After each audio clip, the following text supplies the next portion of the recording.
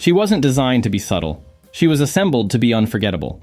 With a 39-inch bust, a stitched-up body, and a killer sense of camp, Patty Mullen exploded onto cult cinema screens as the one and only Frankenhooker, a horror comedy fever dream where lightning, lust, and latex collide.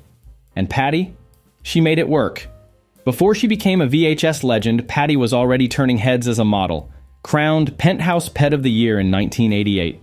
But it was in 1990 that she made her ultimate pop culture imprint, starring in a film like A Grindhouse Frankenstein. Her performance? Half Barbie doll, half madwoman, and somehow completely sincere. She played Elizabeth, a sweet Jersey girl resurrected with the body parts of New York City prostitutes. And when she came back to life, she didn't just stumble out of the lab. She strutted, twitching, pouting, and asking every man she saw, "Want a date?" Patty turned what could have been just a sleazy B-movie joke into a cult performance full of timing, expression, and strange charm. Her bust was on full display, of course. This was exploitation cinema after all, but so was her presence. There was something fearless in her eyes, like she knew the film was ridiculous, and she leaned into it with everything she had, and that's why Patty Mullen remains iconic. Because in a genre that chews people up and forgets their names, she made sure hers would stick, right next to the words cult classic. She didn't just bring a body back to life. She brought one of the most unforgettable characters in B-movie history to life. In heels, with lipstick, and a lightning bolt of attitude. If you rented horror in the 80s, chances are you saw Linnea Quigley, covered in blood, maybe topless, definitely unforgettable. With a 36-inch bust, spiked blonde hair, and a scream sharp enough to slice through a VCR, Linnea didn't just appear in cult films, she owned them.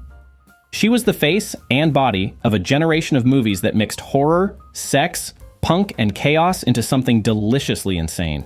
She first broke out in Silent Night, Deadly Night, but it was Return of the Living Dead, 1985, that made her immortal. Literally. In one of the most infamous scenes in horror history, Linnea dances naked on a tombstone in a graveyard, before being devoured by zombies. It was wild, it was camp, it was art, in its own unhinged way. She wasn't afraid to get messy, so fake blood, chainsaws, body paint, low-budget sets, whatever it took. She knew what kind of movies she was in, and she delivered, with a wink, with a scream, with total commitment. Off-screen, Linnea was fun, fearless, and fiercely aware of the role she played. She leaned into the Scream Queen title, never tried to run from it, and by doing so, became a legend. Her bust, her punky sex appeal, her insane energy, they weren't just props. They were tools, and Linnea used them to carve out a space where B-movie girls didn't have to die quietly. They could fight back, or die screaming in style. Linnea Quigley didn't just scream for her life. She screamed her way into cult royalty. One chainsaw, one graveyard dance, one film at a time. She wasn't cast to play it safe. Michelle Bauer was cast to turn heads, and maybe lop one off with a chainsaw. With a sultry 38-inch bust and a smirk that said, "I dare you," Michelle became one of the definitive faces of 1980s trash cinema. After being named Penthouse Pet of the Month in 1981, Michelle transitioned into film, but not your usual path of romantic leads or soap operas. She went straight into the pulpy, blood-splattered world of erotic horror. In Hollywood Chainsaw Hookers, she played a cultist with a chainsaw and stilettos. In Nightmare Sisters, she starred alongside Linnea Quigley and Brinke Stevens in a film so absurd and so self-aware, it became instant cult gold. And here's the thing. Michelle didn't act like this was beneath her. She embraced it. She had fun, she made fun, her bust, her curves, her outfits, sure, they were part of the deal. But Michelle also brought attitude. She knew how to hit a mark, deliver a ridiculous line, and wink at the audience all in one take. Her roles weren't about restraint, they were about going all the way, and then some. And for a whole generation of late-night viewers, she became a goddess of the genre. Wild, unfiltered, unforgettable. Michelle Bauer didn't just survive in the world of VHS cult horror, she thrived, glitter, gore, and glamour all included. She didn't need to scream to get your attention. Brinke Stevens had the kind of presence that pulled you in, slowly, completely. With a 36-inch bust and a quiet, hypnotic allure, Brinke became one of the most recognizable faces of 1980s cult horror. Her beauty wasn't loud, it was lingering, with a soft voice, dark hair, and eyes that always seemed to be hiding something. She made her mark in Slumber Party Massacre, 1982, playing the archetypal good girl caught in a nightmare. But Brinke brought more than just looks. She brought depth. You believed her fear. You rooted for her. You remembered her. Her characters had a delicate intensity. She could go from shy to seductive to terrified in a heartbeat. and somehow make it all feel natural. Whether she was the victim or the survivor, you couldn't look away. Brinke appeared in dozens of low-budget horror films throughout the decade, becoming a staple of late-night cinema. Often cast alongside other cult favorites, she stood out with a unique blend of vulnerability and poise that made her screen time feel intimate. And off-screen, she was just as interesting.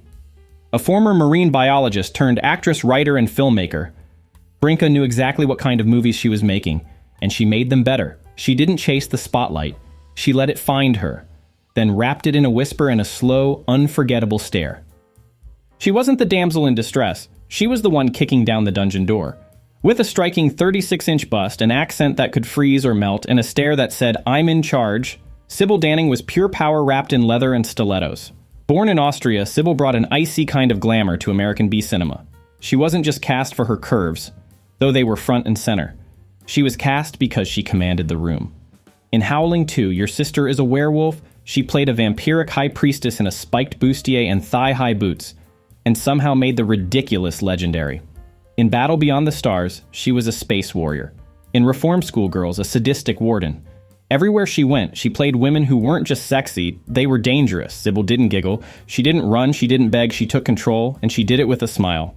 Her bust and body were part of her brand, no doubt, but unlike many in the genre, she wore her image like armor.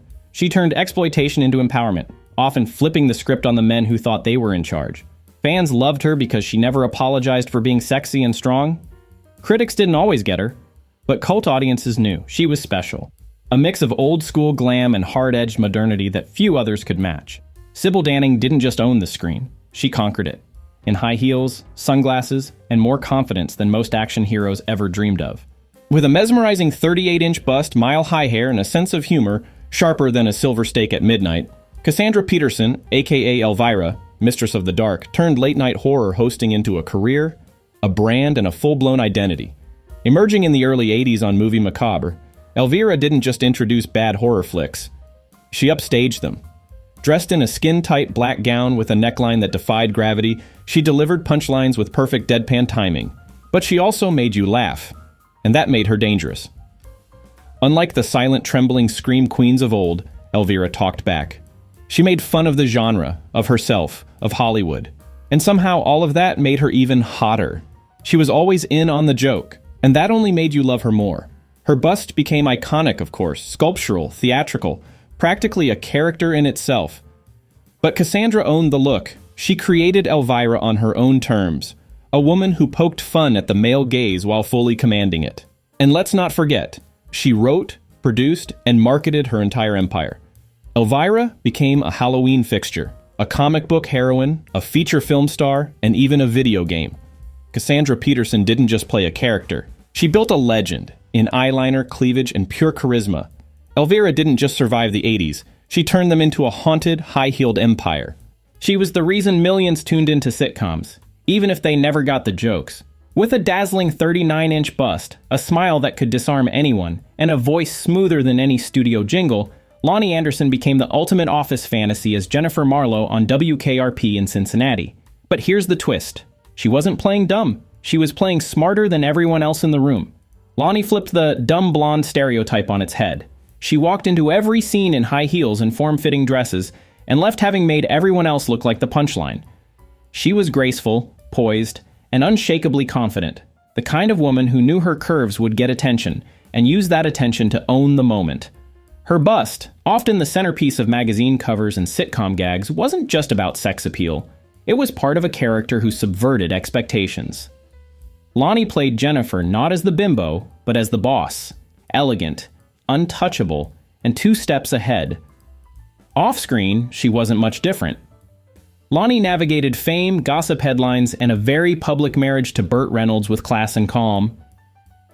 In an era when Hollywood loved to chew women up and spit them out, Loni kept her lipstick perfect and her standards high. She wasn't just a poster, she was a performer, and a pioneer in how sexy could also mean smart. Loni Anderson didn't let the world define her. She smiled, posed, and rewrote the script.